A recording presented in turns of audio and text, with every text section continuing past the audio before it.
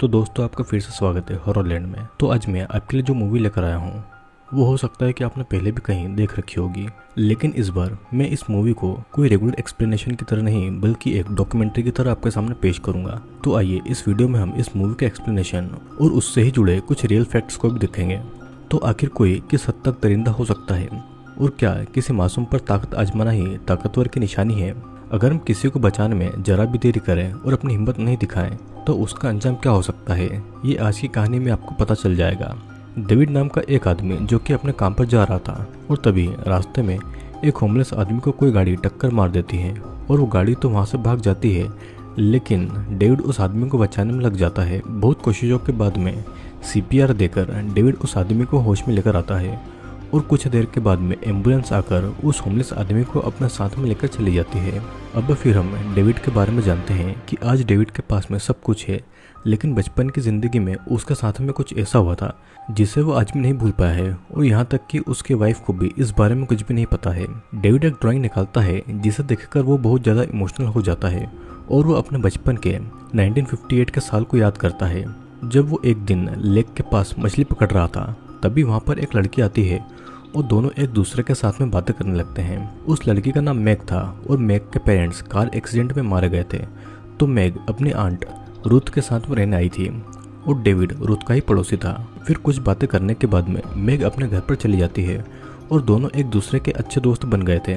David Ruth के बेटों का दोस्त था और वो अक्सर उनके घर भी आया जाया करता था। अब एक दिन डेविड रूथ के एक बेटे रेफिल से कहता है कि वो उसकी बहन मैग से मिला था और रेफिल कहता है कि वो उसकी बहन नहीं है, वो उसकी स्टेप सिस्टर है।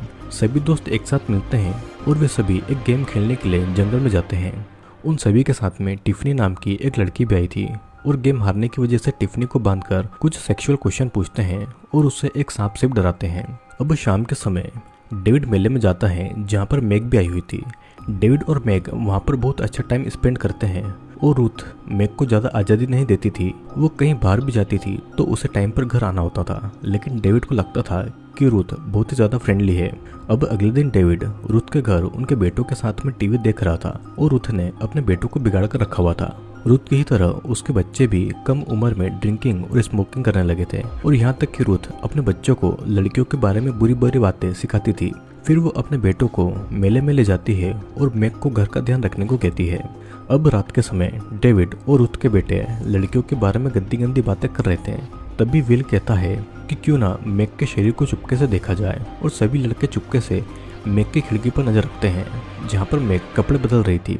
लेकिन कुछ समय के बाद मैग अपने रूम की लाइट बंद कर देती है और सभी लड़के कुछ नहीं देख पाते हैं। अब अगले दिन रूथ अपने गार्डन में अपने बेटों को सिल्कवर्म को मारना सिखा रही थी और वो सिल्कवर्म के जाले पर आग लगा देती है।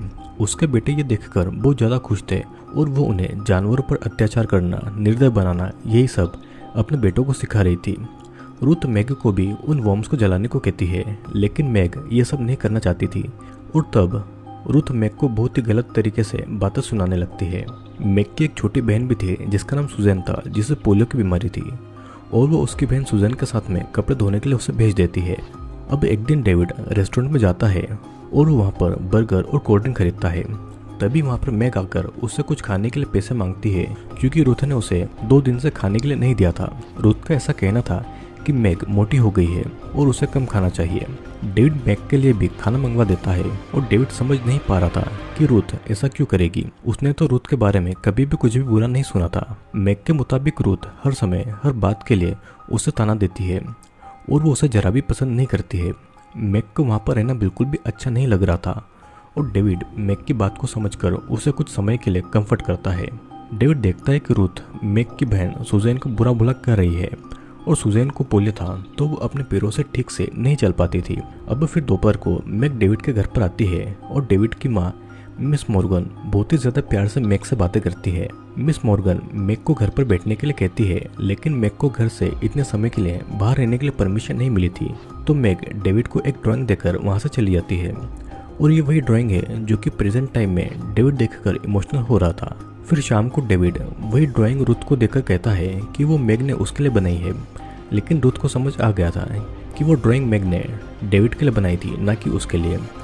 रूथ अपने बच्चों को कहती है कि आजकल की लड़कियां बहुत ही ज़्यादा इजी हो गई है। वो थोड़ी सी जान पहचान के बाद ही लड़कों को कुछ भी देने के लिए राजी हो जाती है। वो डेविड से भी पूछती है कि क्या मैग ने भी उसे कुछ दिया, और डेविड उसे समझाता है कि ऐसा कुछ भी नहीं है। मतलब कि रूथ का इशारा कुछ और था, जो कि आप भी समझ रहे होंगे। रूथ यहाँ पर मैग को कैरेक्टरलेस कहती है और वो मैग को बहुत ज़्यादा शर्मिंदा करती है, यहाँ तक कि वो मैग को प्रोस्टिट्यूट भी कहती है। अब फिर रात को डेविड देखता है कि रूथ और मैग के बीच में झगड़ा हो रहा है, और अगले दिन जब डेविड रूथ के घर पर जाता है तो वहाँ पर रूथ के बच्चे रेफिल, विली और डैनी वे मैग को गुदगुदी कर रहे थे, और इसी बीच रेफिल मैग के ब्रेस्ट को छूता है और मैग उसे थप्पड़ मारकर उसे दूर कर देती है। तब विली सुजैन को अलमारी से बाहर निकालता है और तभी वहाँ पर रूथ आती है और सुजैन से पूछती है कि मैग ने रेफिल को थप्पड़ क्यों मारा। सुजैन कहती है कि गलती रेफिल की है, और तब रूथ सुजैन को बिस्तर पर लिटाकर उसके अंडरगारमेंट्स उतारकर वो छोटी सी बच्ची के प्राइवेट पार्ट पर उसे मारती है। ये देखने के बाद में डेविड भी सहम गया था, और अपनी बहन की ऐसी हालत देखकर मैग दौड़कर वहाँ पर आती है। रूथ उसे कहती है कि अगर उसने फिर से कभी लड़कों पर हाथ उठाया तो उसकी बहन को ही सजा मिलेगी, और यहाँ तक कि रूथ मैग की माँ की रिंग भी छीन लेती है। रूथ डेविड को भी समझा देती है कि वो उसके घर के मामलों को कहीं भी नहीं बताए, और डेविड डर के वहाँ से भाग जाता है।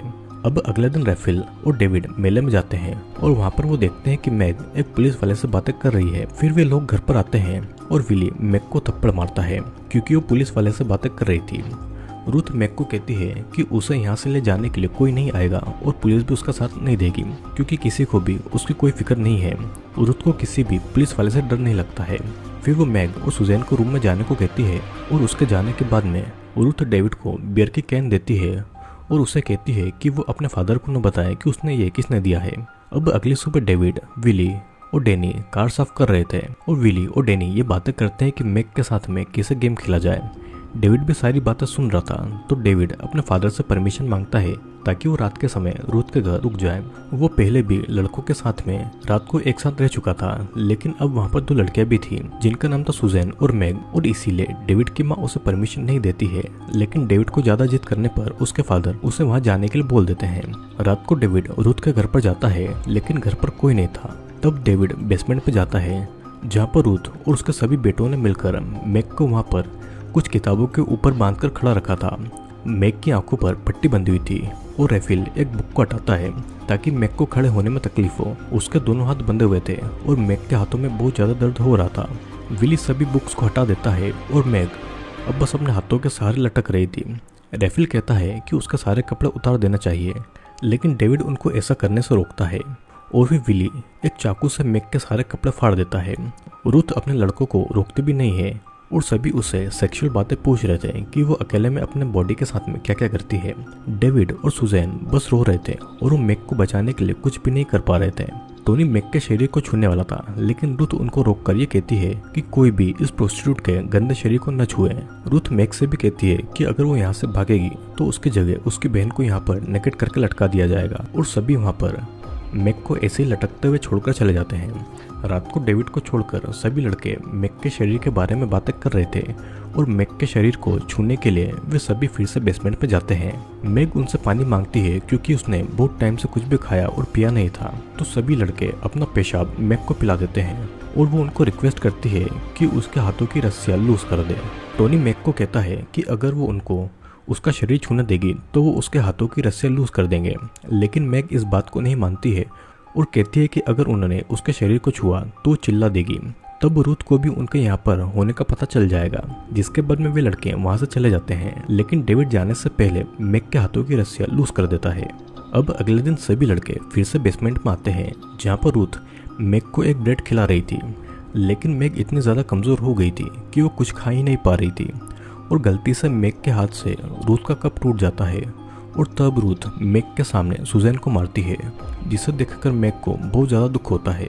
और हम देखते हैं कि इधर रात को डेविड को इन सब बातों की वजह से नींद भी नहीं आ रही थी। अगले दिन फिर डेविड रूथ के घर पर जाकर सुजैन से बातें करता है, और डेविड उससे माफ़ी भी मांगता है कि वो उनको नहीं रोक सकता। सुजैन भी उसकी बात को समझ जाती है, और तभी डेविड को बेसमेंट से कुछ आवाज़ आती है।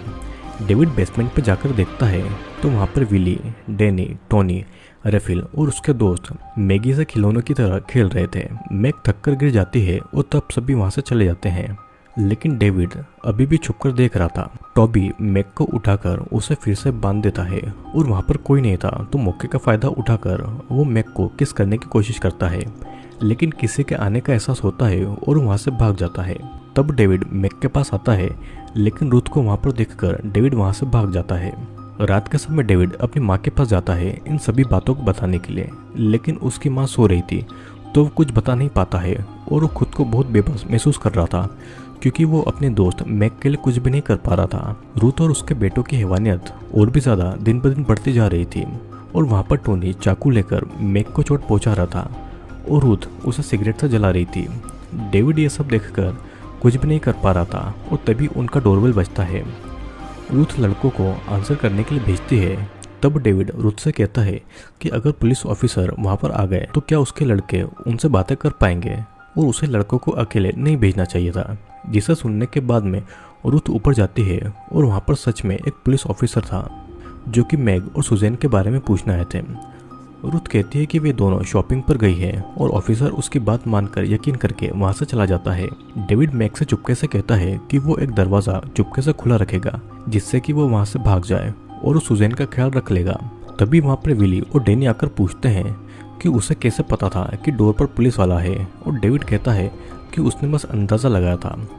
अब रात के समय डेविड चुपके से मैग के पास जाकर उसके हाथ की रस्सियाँ खोल देता है और उसे एक चाकू देता है अपनी सेफ्टी के लिए, और उसे कहता है कि उसने उसी लेक के पत्थर के नीचे पैसा रखे हैं। उसने वो पैसे मैग के लिए ही इकट्ठे किए हैं जिससे कि वो वहाँ से भाग जाएगी। रात को घर आने के बाद में डेविड ये उम्मीद कर रहा था कि मैग उस नरक से भाग गई होगी, लेकिन वो सुबह जाकर देखता है तो वहाँ पर पैसे अभी भी पड़े थे। वो समझ जाता है कि मैग वहाँ से नहीं भाग पाई है और फौरन रूथ के घर पर जाता है। वहाँ पर एविल डेविड को बेसमेंट में ले जाता है। बेसमेंट पे रूथ अपने बेटे विली से मैग का रेप करवा रही थी। रूथ के बाकी के लड़के और उनके दोस्त ये सब देख रहे थे। डेविड रूथ को यह सब करने से रोकता है, लेकिन रूथ और उसके लड़के कहाँ रुकने वाले थे। रूथ आगे कहती है कि मैग ने कल रात को भागने की कोशिश की थी और किसी ने वहाँ का दरवाजा भी खुला छोड़ दिया था और इसीलिए मैग को सजा तो मिलेगी। टोनी मैग का रेप करना चाहता था, लेकिन रूथ डेविड को कहती है मैग का रेप करने के लिए, लेकिन डेविड अपने दोस्त मैग का रेप नहीं करना चाहता था और वो वहाँ से जाना चाहता था।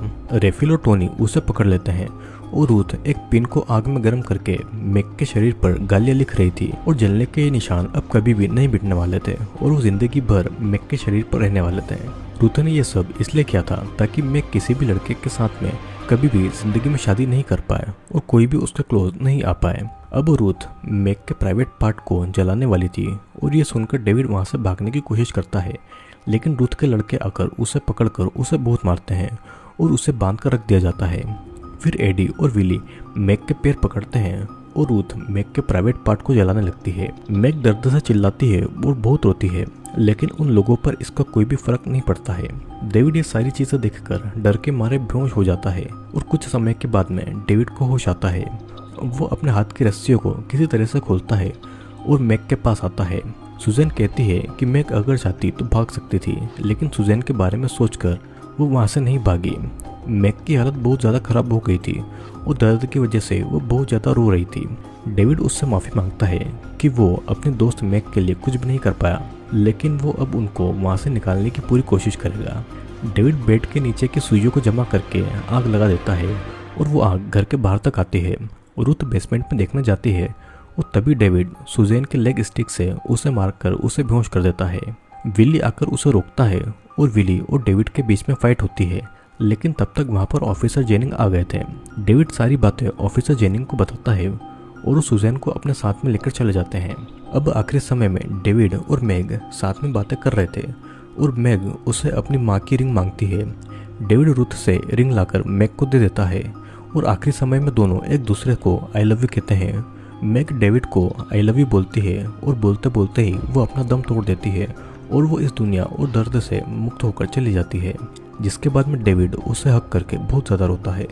अब प्रेजेंट समय में डेविड मैग की दी हुई ड्राइंग को लेकर बहुत ज़्यादा रो रहा था और वो उसी लेक में जाता है जहाँ पर मैग से वो पहली बार मिला था और आज भी वो ऐसा एहसास करता है कि मैग उसके साथ में है।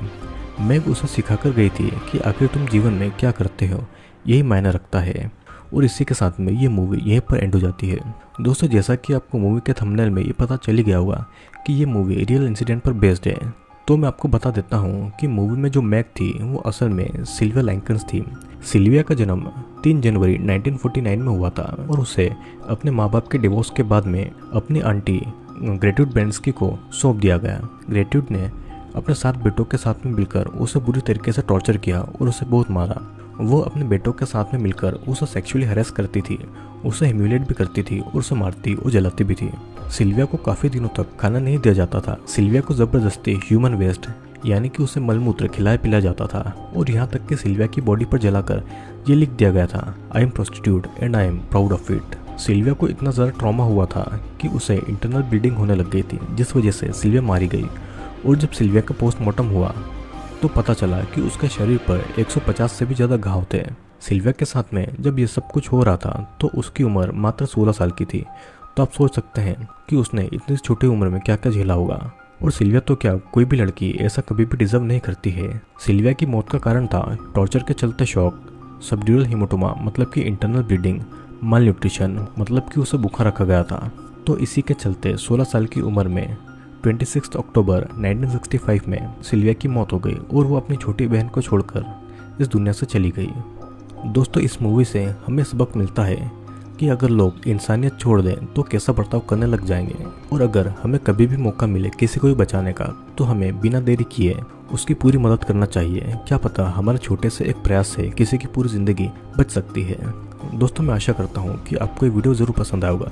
वीडियो पसंद आया हो तो आप चैनल को लाइक, शेयर और सब्सक्राइब जरूर करना, क्योंकि मैं आपके लिए बहुत सारे इंटरेस्टिंग वीडियोस लेकर आता हूँ। और अब हम मिलेंगे अगले वीडियो में।